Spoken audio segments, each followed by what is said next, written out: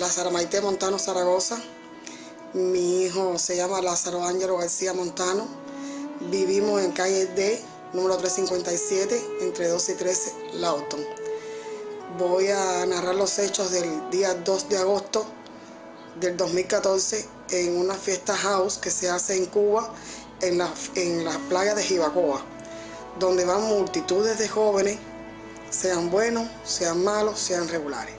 Mi hijo allí fue detenido por un consumo de marihuana. Le hicieron una prueba de orina y le dio que había consumido, o sea que le dio positiva.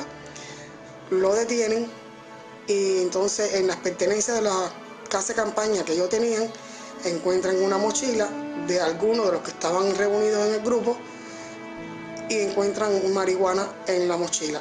Pero en esa mochila estaba la identificación de mi hijo como tal, más la identificación de esa persona con sus pertenencias. Y entonces cuando se llevan a mi hijo detenido, lo hacen que firme que esas cosas eran de él.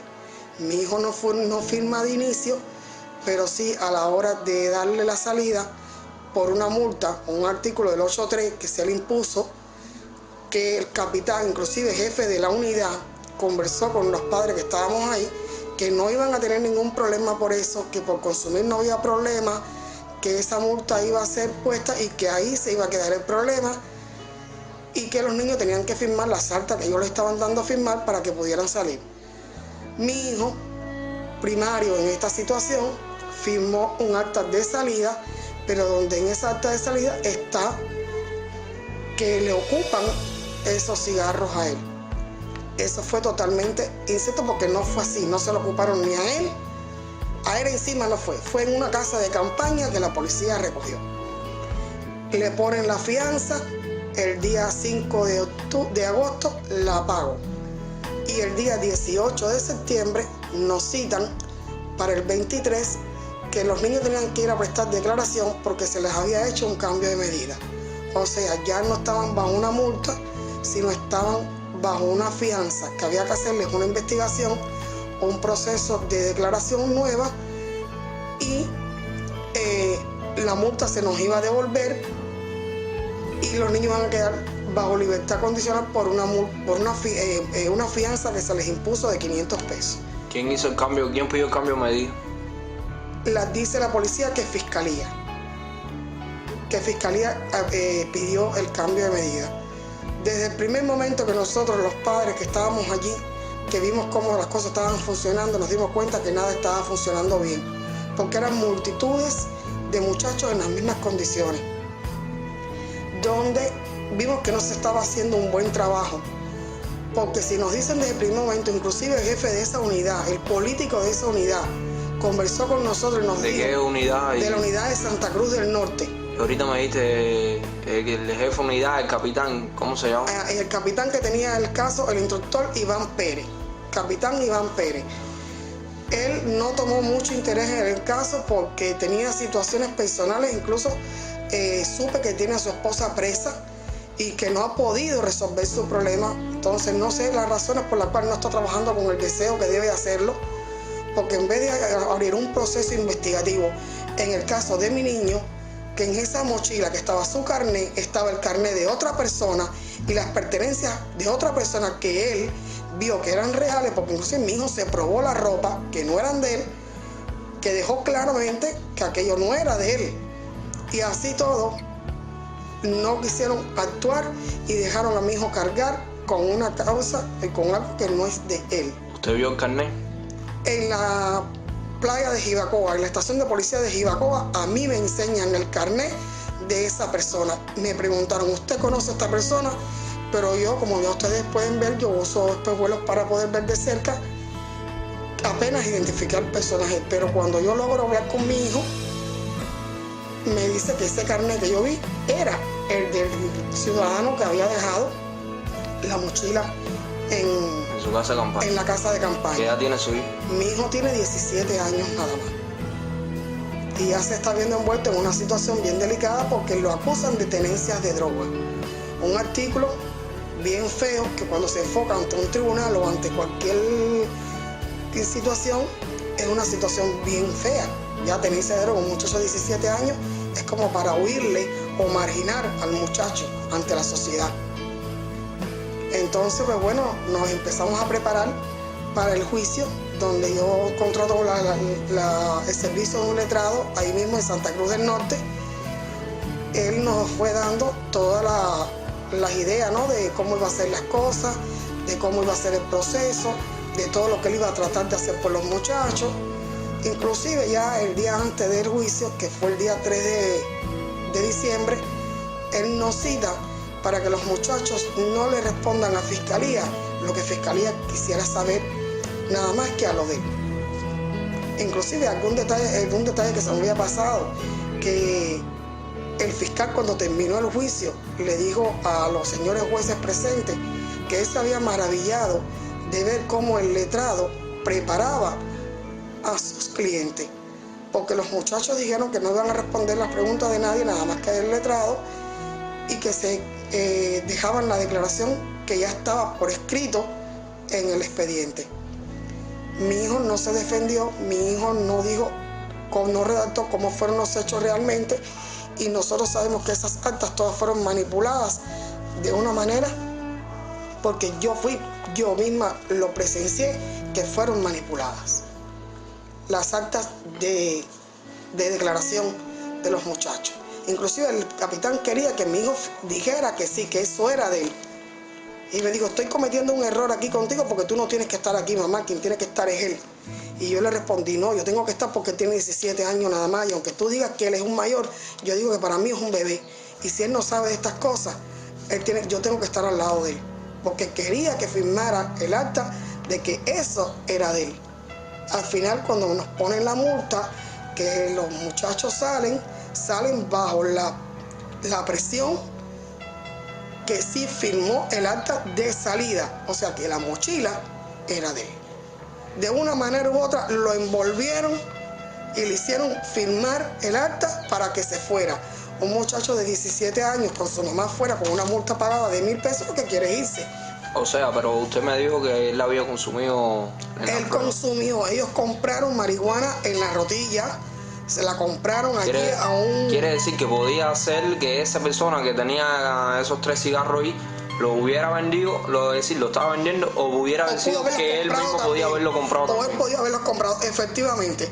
Esa persona no era una cantidad como para decir que era el vendedor, lo que era... No era una cantidad de tráfico, sino más bien una cantidad de consumo, que pudo haber sido que si eso se llega a aclarar, quizás no estuviéramos en esta situación ahora. Me dijo que había sido masivo. Y eso fue masivo. ¿Un promedio de qué cantidad de personas? Mire, esas fiestas fueron más de 3,000 personas. Inclusive hasta por el noticiero salió. Hay escenas de noticiero que salieron a esa fiesta. Pero aparte los muchachos, yo muy personal vi que era masivo lo que estaba pasando con el tema de la marihuana y el consumo. Inclusive el día de juicio el abogado se refirió a los señores jueces que estaban penalizando y estaban enjuiciando a los jóvenes que por primera vez habían consumido en su vida y les había salido mal, pero que todavía no habían enjuiciado en ese tribunal al que realmente estaba traficando, que cuando iban ellos a sancionar al que realmente estaba distribuyendo la droga en Santa Cruz del Norte. Entonces están pagando a los muchachos por algo que sí está mal hecho. Lo de mi hijo no tenía que haber consumido, pero tampoco tienen que pagar 1 año y 6 meses de limitación de libertad, donde todos sabemos qué significa, donde no puede prácticamente moverse por una cosa que realmente no era de él, cuyas pruebas también fueron, según el fiscal, incineradas en la estación de policía, en la unidad. Antes de llegar a juicio. Antes de llegar a juicio. Y en el juicio, no hay pruebas de nada. ¿En el juicio a qué hora empezó? ¿Cómo fue? ¿Cómo transcurrió el juicio? Nos citaron para las 9 de la mañana y el juicio empezó a las 7 de la noche.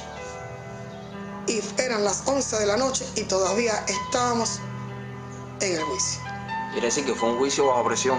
Un juicio bajo presión. El abogado, a mi impresión, tuvo una buena defensa, porque yo no conozco del tema, pero después, pensando en la casa con sangre fría, las cosas como sucedieron, me di cuenta, y de hecho desde entonces estoy enferma porque no logro entender que en mi país el sistema de la justicia sea tan variable y tan corrupto. Lo puedo decir así sinceramente porque fue lo que me dejó ver el sistema el día de juicio. O sea, pero ahora, por lo que me dice ahí, el día que le pusieron la multa, después sin usted saberlo y sin pedirlo y sin nada, le revocaron la causa a llevarla a juicio. Exactamente. A ellos le ponen la multa y nos dijeron que eso iba a quedar así, que eso no iba a tener ningún problema, que todo iba a quedar sin problema. Y nosotros confiados de que ya eso había acabado ahí. Y resulta que nos citan un buen día y nos dicen que teníamos que presentarnos en Santa Cruz, que habían revocado aquello y tenían que los muchachos ir a prestar declaración.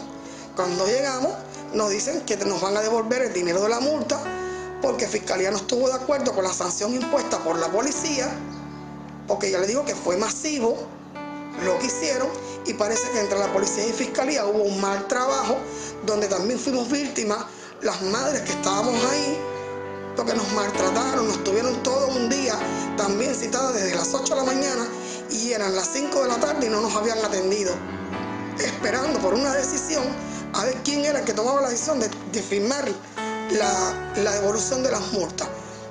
Cosa que yo no estaba de acuerdo porque si ya yo había pagado por una multa, no entendía por qué yo tengo que ir a juicio. Y sin pedirlo. Sin pedirlo, yo no pedí ningún cambio de medida ni ningún cambio de nada. Simplemente fue impuesto. De hecho, aquí en el papel de la multa hay violación, que hasta mismo yo se lo pregunté al instructor. ¿Por qué me das una fecha? ¿Por qué me das una fecha cuando estamos en otra? Y era porque la fecha estaban ellos pasado un tiempo con su trabajo. Tenían que hacer la entrega de los casos en una fecha determinada y se les había pasado el tiempo establecido para esto. Entonces nos estaban presionando a nosotras, las madres, con esta historia. Y resulta que yo no firmo aquí nada. Este documento no parece firmado ni por mí ni por mí en ninguno de los momentos. Quiere decir que ellos cambiaron eso sin que ustedes están de acuerdo, sin ustedes pedirlo, sin nada. Porque ellos quisieron, esto tiene que ser cambiado y tiene que ser cambiado. Y yo, como no sé de leyes y no sé de qué, no sabía qué estaba pasando, pues madre al fin, por tal de que mi hijo saliera de un problema, pues seguí. ¿Eso lo vio el abogado? Esto, el abogado, pasó por las manos del abogado porque el abogado tiene que verlo para poder entonces llevarlo a tribunal. Y no se dio cuenta de eso. Y si se dio cuenta, no te lo dijo. Y si se dio cuenta, él sabía lo que estaba pasando, que estaba fuera de término todo. Por ejemplo, usted me dice ahora, cuando le pedí la petición del fiscal del tribunal, me dice que actualmente no la tiene en sus manos. Ni la petición fiscal, ni tengo la sentencia de mi hijo, del tribunal. No la tengo. Ese día de juicio, ya le digo, terminamos tan tarde. El abogado, según él, tenía una situación X con su familia, se fue, no le pudimos ver la cara hasta el final del juicio y hasta hoy no nos han llamado más ni nada. Nos dieron una citación para el día 23 de diciembre, que ya, por suerte, ser la madre que soy, ya verifiqué y esta cita es por gusto este día porque tienen una actividad todos los tribunales, porque se conmemora años de los tribunales de Cuba en esta fecha. Entonces me citaron para el día 30 a las 9 de la mañana. Pero todo el que salió de ahí... ¿Para qué tribunal lo citaron? Para el tribunal de 10 de octubre. El que está en Santa Cata, creo que en Milagro o en Delgado. En Carmen y Juan Delgado. Exactamente. Es a donde tengo que dirigirme con esta situación. Y por ejemplo, ahora no tener la sentencia fiscal, ¿usted cómo sabe que es 1 año y 6 meses? Bueno, esperemos que sea así, porque ya le digo, no confío en la justicia cubana, no confío. Tengo temor porque viendo lo que vi, no confío en nada.